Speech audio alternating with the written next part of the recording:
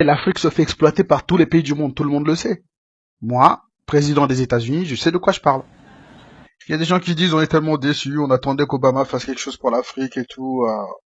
On m'a élu président des États-Unis et non président du Congo. Hein.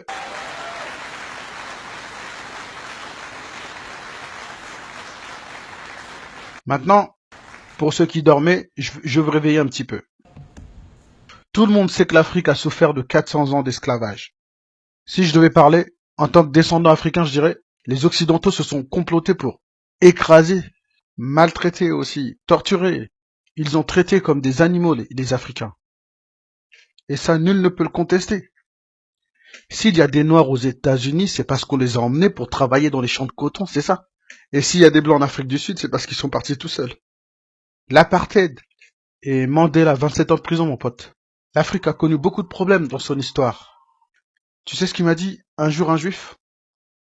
Nous les juifs, on s'est battus corps et âme pour faire reconnaître l'Holocauste comme crime contre l'humanité. Aujourd'hui, Dieudonné a beaucoup de problèmes avec cette histoire de quenelle. Laissez Dieudonné tranquille, putain. Je m'arrête là, il y a trop de gens qui regardent. C'était une blague, ok? Je suis président des États-Unis, mais moi-même je dois peser mes mots. Moi, au moins j'ai de la chance. Je suis de toutes les couleurs qu'on vient de me traiter de raciste.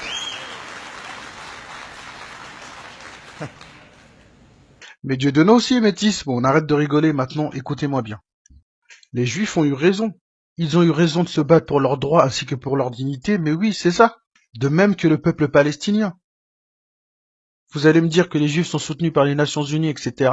Mais ça ne fait pas partie du sujet que je voulais partager avec vous. Pendant trop de temps, ils se sont fait exploiter les Africains. Le continent qui contient le plus de jeunes au monde. Après avoir constaté que vous faites exploiter, que font les jeunes Africains pour changer les choses?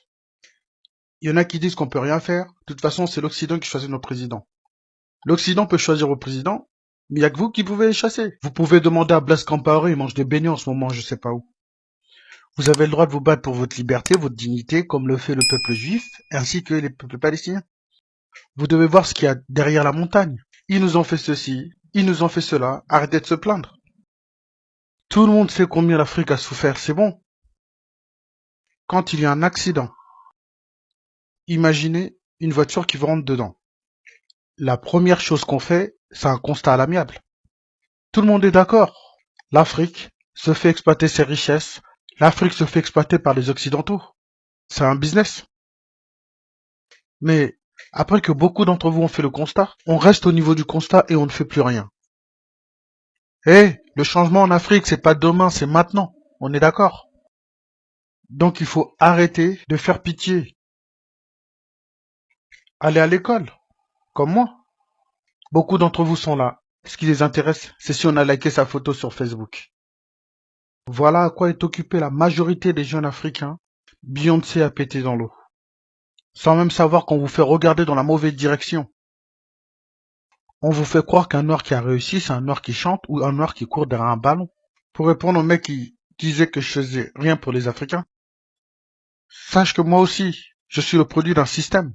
Un système capitaliste basé sur le libre-échange, basé sur la maximisation du profit. L'homme que vous venez d'écouter est bien évidemment l'ancien président des États-Unis d'Amérique, Barack Obama. Et j'ai trouvé très intéressant ce qu'il dit dans cette vidéo et j'ai voulu le partager avec vous.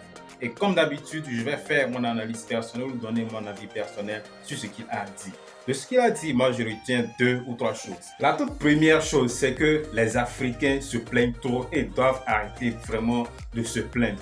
Beaucoup d'Africains aujourd'hui, lorsqu'ils regardent leur situation, au lieu de prendre les responsabilités de ce qui les arrive, ils préfèrent accuser d'autres personnes. Ils préfèrent dire oui, aujourd'hui nous sommes dans telle situation parce que dans le passé nous avons été victimes de tel. Mais ce que je dis souvent, c'est que le continent africain ou bien les Africains n'ont pas été les seuls à avoir souffert dans le passé. Il y a plein d'autres peuples qui ont souffert et aujourd'hui ils sont vraiment différents, ils se sont développés. Ce n'est pas la peine que je donne des exemples, je suis sûr et certain que vous en avez plein. Mais quand on revient en Afrique, c'est que les gens sortent tout le temps toujours les mêmes excuses. Une chose importante qu'il faut souligner, c'est que lorsqu'on se prend toujours ou bien qu'on se considère comme la victime de quelque chose, bien d'un événement, on ne peut jamais évoluer. il faut toujours se nommer responsable de ce qui arrive. Parce que oui, l'Afrique a été victime par le passé de plusieurs événements. Mais est-ce que nous sommes toujours dans le passé ou bien nous avons évolué? Donc, quoi qu'on dise, les Africains qui se plaignent un peu partout doivent arrêter de le faire et prendre leurs responsabilités en main en se disant que si nous sommes dans une telle situation, c'est que c'est de notre faute et c'est à nous de tout donner afin de pouvoir sortir de cette situation. La deuxième chose que j'ai retenue, c'est que il faut arrêter de faire pitié. Parce que ceux qui se plaignent tout le temps, en réalité, c'est pour faire quoi? C'est pour attirer la pitié ou bien c'est pour faire pitié aux autres, pour dire que ah oui, tu as raison, je compatis à ta douleur. Or, tout cela ne sert à rien. Un vrai homme, comme le dit quelqu'un, n'a pas besoin qu'on ait pitié de lui. Quand quelque chose l'arrive, il prend ses responsabilités et il cherche à voir où est-ce qu'il a eu à faire une faute, où est-ce qu'il a mal agi afin de découvrir son erreur et la corriger ou bien la rectifier. Et il y a une chose très importante pour terminer que j'ai retenu de ce qu'il a dit, c'est que les Africains, ou bien on nous fait croire que c'est ceux qui jouent au football, ceux qui font la comédie, ceux qui sont dans le divertissement qui ont réussi ou bien c'est eux seuls qui sont les vrais modèles de réussite. J'ai déjà eu à le dire dans une de mes précédentes vidéos et je vous invite à aller la regarder. Donc, s'il faut retenir une chose encore dernièrement, c'est que ce n'est pas ceux qui sont dans le divertissement, ceux qui sont acteurs, ceux qui jouent au football ou bien ceux que vous savez qui sont uniquement que des modèles de réussite. Les vrais modèles de réussite, c'est que beaucoup d'Africains ne les connaissent pas. Et je vous invite à aller regarder une de mes précédentes vidéos que je vais mettre le lien dans la barre de description et vous allez mieux découvrir de quoi je parle. Voilà ce que j'avais à partager avec vous aujourd'hui dans cette magnifique vidéo. J'espère et surtout convaincu que vous avez aimé son contenu. Si c'est le cas, n'hésitez pas à me laisser un petit pouce bleu pour me prouver que vous êtes gentil et que vous avez aimé surtout son contenu. Si vous me découvrez pour la première fois, moi je suis Benjamin Carré, je suis coach en leadership et jeune entrepreneur. Sur cette magnifique chaîne Mindset School, nous publions 3 vidéos par semaine, les mardis, les jeudis et les samedis, et nous développons 5 thèmes: le mindset, le développement personnel, l'entrepreneuriat, le business et le leadership. Donc, si vous êtes intéressé par l'une de ces thématiques, je vous invite à faire une chose, c'est de vous abonner et surtout cliquez sur la cloche de notification afin de ne rater aucune de nos prochaines vidéos et surtout faire partie de cette magnifique communauté pour que nous puissions partager de merveilleuses choses ensemble. Quant à moi, je vous dis à la prochaine vidéo.